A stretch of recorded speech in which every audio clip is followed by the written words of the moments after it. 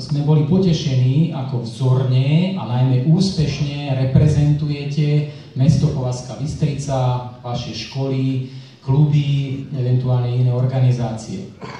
Rád by som však vyzdvihnúť ešte jednu takú záležitosť alebo jednu vec, a to je nápaditosť a tvorivosť, s ktorou sme sa stretli pri posudzovaní prác. Niekedy to bolo až do takej miery, že sme nevedeli niekedy zaradiť danú prácu do príslušnej kategórie. Ale to je dobré, to je dobré.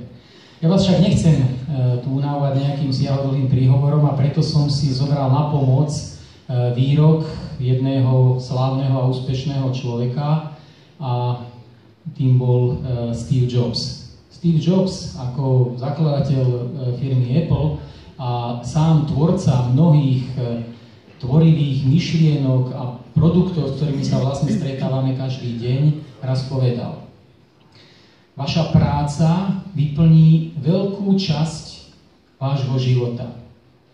A jedinou cestou, ako byť naozaj spokojný, je robiť prácu, o ktorej ste presvedčení, že je naozaj skvelá. A jediným spôsobom, ako vykonávať skvelú prácu, je robiť túto prácu a milovať ju. Takže ak sa nám čo len trošku podarilo prispieť k tomu, že raz budete takúto prácu vykonávať, tak sme spokojní.